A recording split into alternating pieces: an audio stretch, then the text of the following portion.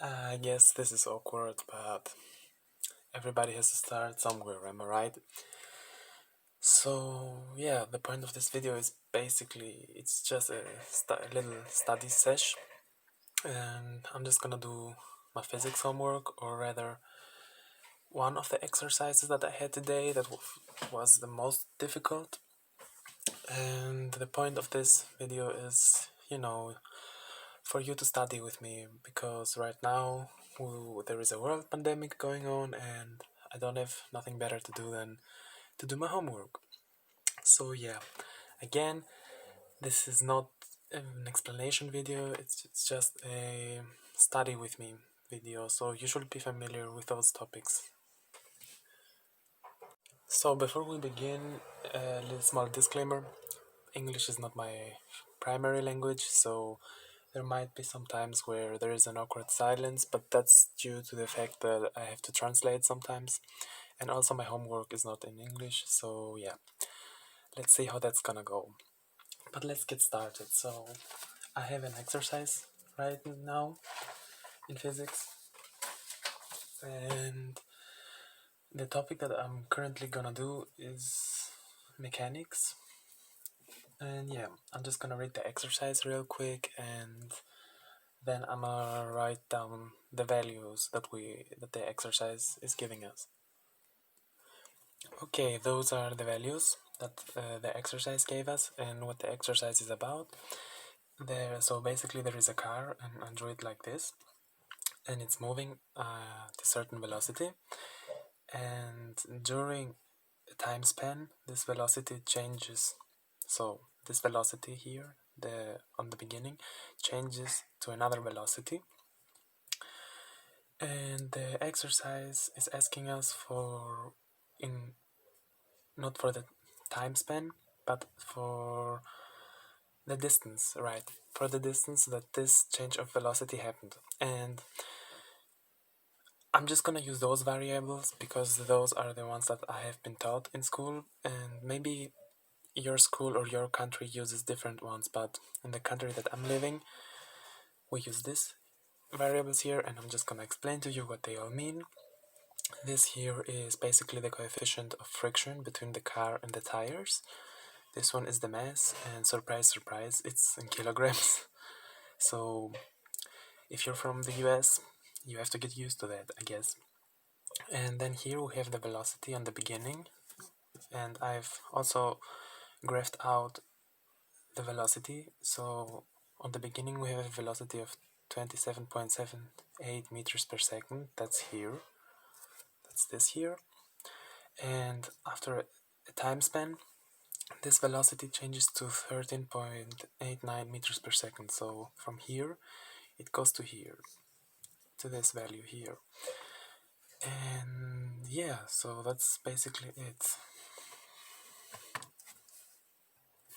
Again, for clarification, this graph here demonstrates the change of velocity from, I'm just gonna call the velocity on the beginning v0 for velocity at time 0 or at the beginning of measurement. So this is that right here, this value. And then we have the velocity on the end of measurement, so I'm just gonna call it v. And here I have drawn the car, which is moving in this direction.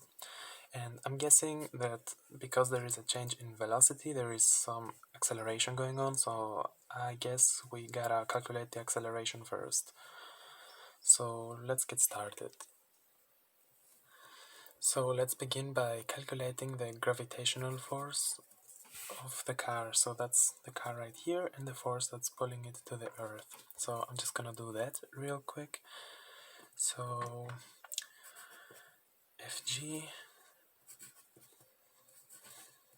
is equal to mass times the acceleration of the earth, which is 1200 kilograms times 9.81 newtons per kilogram. And I'm just gonna calculate that real quick. And that should give us 11,772 newtons. So we just calculated this force right here, and I'm guessing we also need the force of friction, of the car in the street, which is pulling the car in the opposite direction of movement. So if the car moves this way, then the friction is in this direction. So we're just gonna calculate that.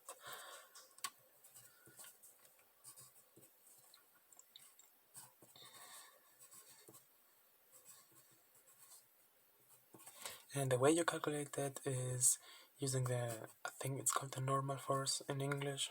That's the force that goes straight down of yeah, that's the force that's vertical to the surface, and in this case the surface is horizontal, so it's equal to the gravitational force, and it's that times the friction coefficient, or the coefficient of friction.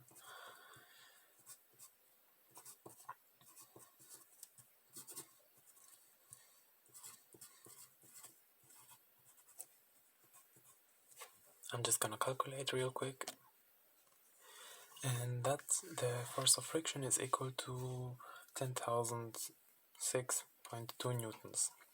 Okay, so now we have the force of friction, and we can calculate the acceleration of the car, and in this case the acceleration is a negative one because it slows down the car in order for it to change from a higher velocity to a lower velocity. So let's do that. And I'm just going to use the standard formula, which is force equals mass times acceleration. And in that case, the acceleration, like I said, is a negative one because it slows down the car, so it's a negative acceleration. And here I'm going to show you also the steps. Sometimes when I change the equations, so you can follow through if you want, I'm just going to divide by the mass, and then we're going to have minus acceleration equals force divided by the mass, and then times minus 1, because minus multiplied by minus is positive, but you should already know that. So let's put in the values.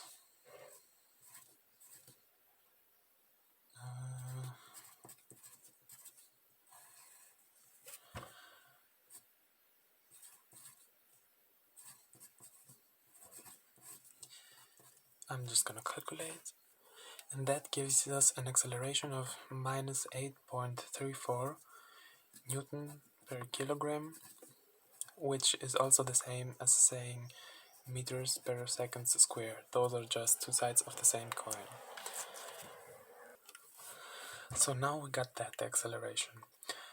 Like I said in the beginning, the exercise is asking for the distance that this change of velocity happened, which I'm using the variable s. And to find that, we need the area of this triangle here. And the sides of this triangle are the time times this value here, which you calculate by subtracting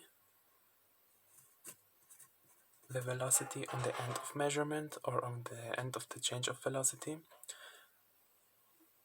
If subtracting that from the original velocity, so you're just subtracting this distance right here from this one, and you end up with this one, and then times 1/2 because it's a triangle, and that's the distance. Okay, let's just calculate the time that this change of velocity happened, and I'm just gonna do that by using this formula right here, which is velocity is equal to acceleration times the time plus the velocity on the time being 0. And that's really just, if you think about it, if you've ever done linear algebra, this right here. And yeah, since our acceleration doesn't start at 0, it begins on a higher value, we're just gonna do plus the velocity on times being 0 because it's somewhere right here. So let's do that. First of all, I'm gonna change the equation.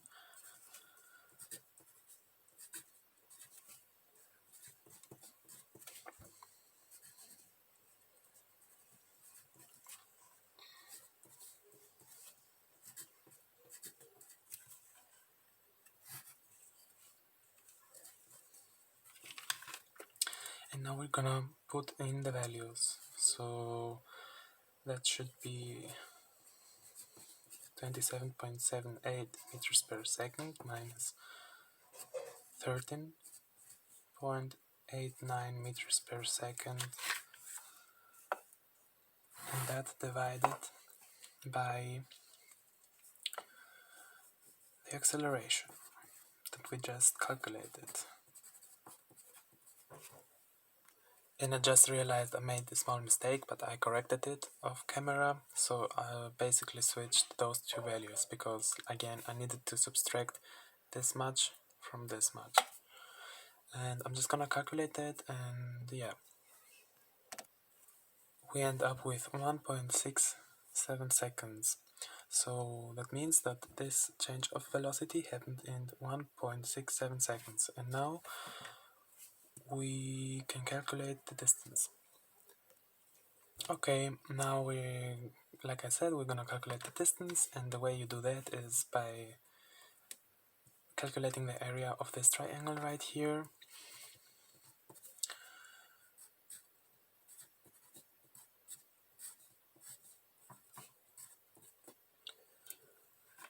And times 1/2. That's how it looks when you put in the values, and I'm gonna calculate it so you don't have to see me doing that.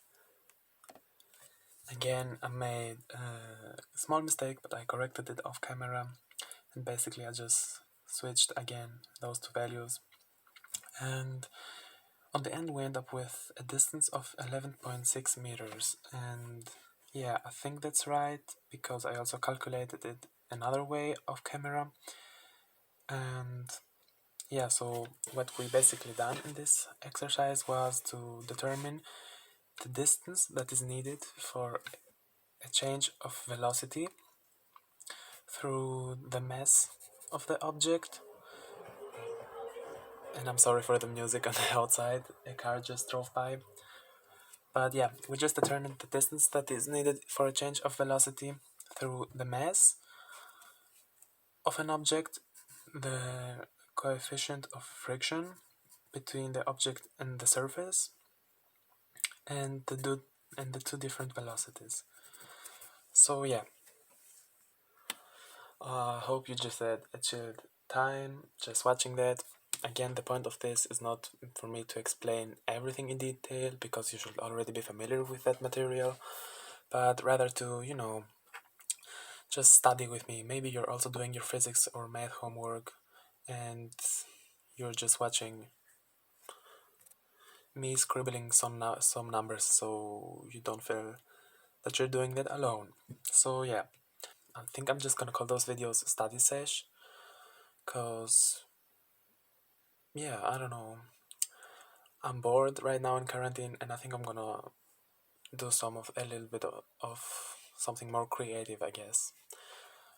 So okay, yeah, I'm just gonna end it here because now I'm just talking shit. And yeah, see you maybe in the next video.